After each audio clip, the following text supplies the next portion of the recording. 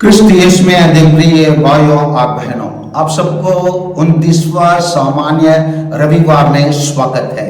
आज हमारा मनन चिंतन के लिए और एक बार सेंट लूकास के सुसमाचार अध्याय 18 पद संख्या 1 से 8 तक दिया गया है। इसमें दिया गया शीर्षक एक है न्यायकर्ता और विधवा का दृष्टांत।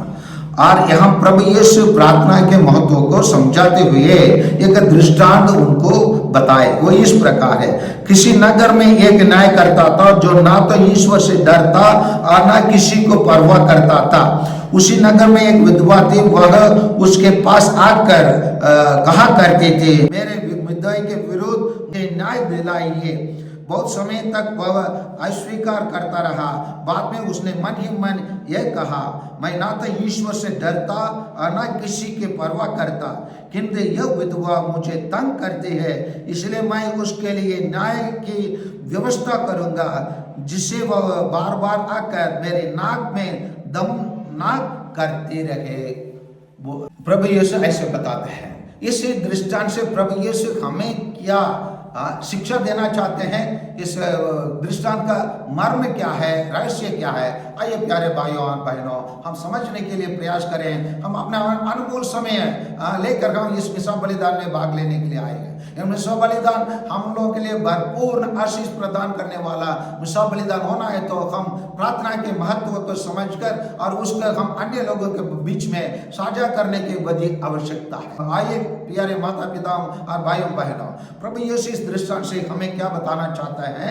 प्रभु यीशु हमें यही बताना चाहता है, हम लोग निरंतर प्रार्थना करते रहना चाहिए। और प्रार्थना जब हम करते रहेंगे, पिता ईश्वर हमारे एक न्यायकर्ता के रूप में हमारे बीच में आके काम करेंगे और हमारे प्रार्थना को सही टाइम पर पिता ईश्वर उत्तर देंगे, बताते हैं। और ये प्रार्थना हम लोगों के लिए प्रभु यीशु एक विधवा के द्वारा समझाना चाहते हैं। अगर हम लूकास के सुसमाचार को गौर से देखेंगे और गहराई से देखेंगे, तो वो अक्सर स्त्रियों और विधवा के बारे में बहुत कुछ अपने सुसमाचार में लिखते हैं। उदाहरण के लिए हम लोग इसके हम अपने घर में रेफर करके देख सकते हैं।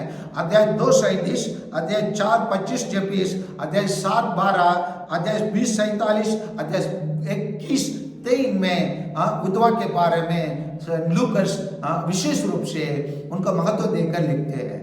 इसी के द्वारा, इसी विधवा के द्वारा प्रभु यीशु हमारे लिए एक महान रहस्य प्रार्थना कैसे करना है, प्रार्थना की आवश्यकता का प्रभु यीशु हमें सिखाते हैं। प्रभु यीशु इसलिए इसी प्रार्थना करने के लिए स्वयं अपने आप को एक अच्छे उदाहरण के रूप में, अच्छे से एक श्रेष्ठ उदाहरण के रूप में हम प्रभु यीशु को ले सकते हैं। क्योंकि प्रभु यीशु अपने जीवन काल में जब मानव पुत्र के रूप में इस धरती में रहे, वो अक्सर अपने जीवन में प्रार्थना किया। जैसे वो अपने शिष्यों को चुनने के पहले, कोई भी चमत्कार के करने के पहले और कोई बीमारियों को दूर करने के पहले प्रभु यीशु प्रार्थना किया, उसी प्रकार अपने दुखों के पहले गेत्सेमनी में जाकर उन्हें घुटने टेकर प्रार्थना करते हुए प्रभु यीशु को देखते हैं। इतना तो नहीं, क्या प्रार्थना करना है उसी के लिए हमारे हे पिता, हमारे प्रार्थना को हमारे लिए प्रभु यीशु एक विश्वमंडल के प्रार्थना के रूप में हमारे बीच में छोड़ के गए हैं। इससे बड़ा चीज प्रभु यीशु क्या कर सकते हैं? और इसीलिए ये प्रार्थना हमारे लिए महत्वपूर्ण है। और प्रार्थना को प्रभु ईश्वर कैसे उत्तर देता है, उसी को 6-7-8 में प्रभु यीशु बताते हैं। प्रभु ने कहा, सुनते हो कि अधर्मी न्यायकर्ता क्या कहता है? क्या ईश्वर अपने चुने हुए लोगों के लिए न्याय के व्यवस्था नहीं करेगा? वह दिन रात उसकी दुहाई देते रहते हैं, क्या वह उनके विषय में देर करेगा? मैं तुमसे कहता हूं, वह शीघ्र ही उनके लिए न्याय करेगा बोलकर बताते हैं। इसलिए प्रभु यीशु यही बताते हैं, ईश्वर हमारे प्रार्थनाओं को उत्तर देते हैं। कैसे उत्तर देते हैं? वो अपने समय के अनुसार। हम लोग अक्सर प्रार्थना करने के टाइम पर हम लोग समय फिक्स करते हैं, समय पाबंदी रखते हैं, ये इतना समय के अनुसार मेरे को ये प्रदान करो। हमारा समय के अनुसार, हमारे विचार के अनुसार, हमारी इच्छा के अनुसार, हमारे सोच के अनुसार ईश्वर उत्तर नहीं देता है। वो हमारे लिए कब क्या आवश्यकता है, क्या टाइम पर देना है, कैसे देना है, उसके प्रभु यीशु जानते हैं।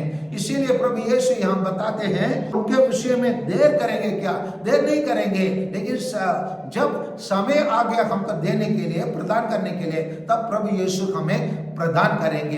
इसीलिए आज के पहला पाठ और आज के सुसमाचार हमें यही संदेश देता है। प्रार्थना हमारे हृदय में उठने वाली हमारे करा है और सीधे और तौर पर ईश्वर की करुणा को बहने के लिए बाध्य करती है और उनकी कृपा विभिन्न उपहारों के रूप में हमें प्राप्त होती है। हृदय में उत्पन्न हमारे शब्दों में एक सच्चाई झलकती है, क्योंकि यह हमारे अस्तित्व में सम्मिलित है और इसलिए हमारे प्रार्थनाएं ईश्वर का सुग्रह होती है।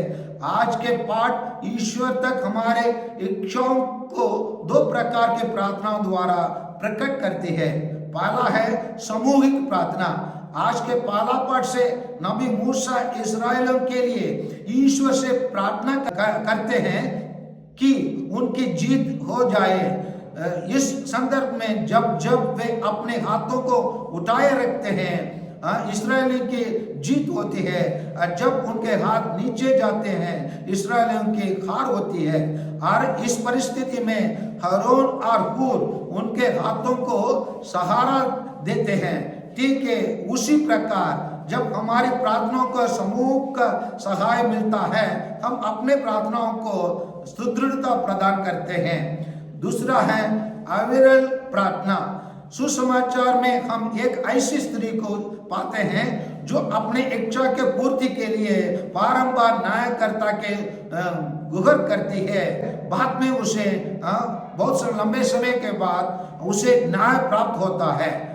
अविरल प्रार्थना हमारे मजबूरी और हमारे आवश्यकताओं को प्रदर्शित करता है।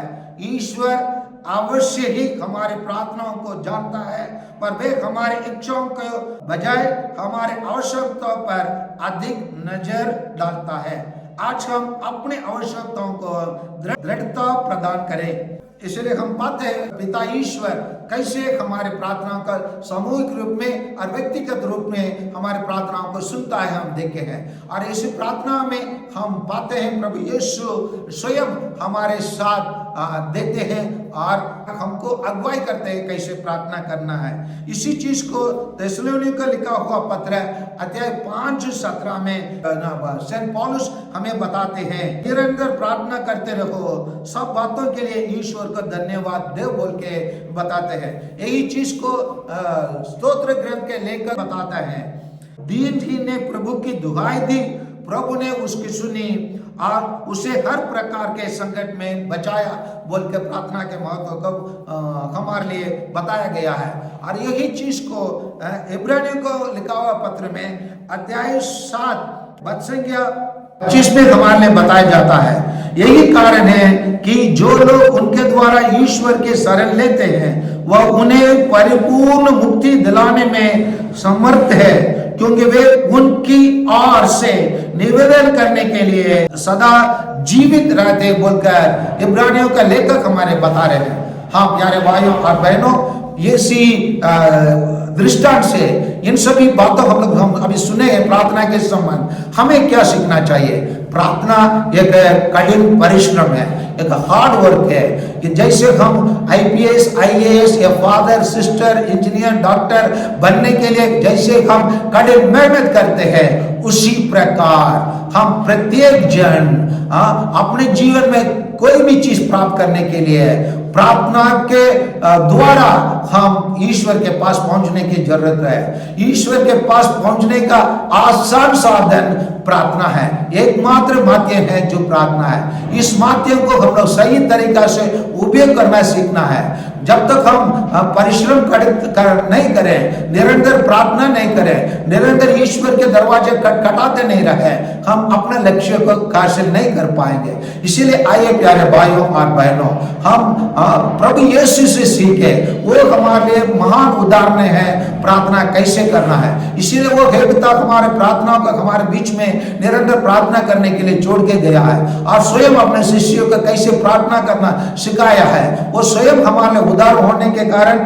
जैसे हम इब्रानियों के पत्र में हम लोग पढ़ते हैं, क्योंकि वे उनकी आड़ से निवेदन करने के लिए सदा जीवित रहते हैं। आइए हम सदा हमारे बीच में जीवित रहकर प्रार्थना करने वाले वो प्रभु यीशु के साथ मिलकर हम प्रार्थना करें और अपने जीवन में वह विजय प्राप्त करें। आमीन।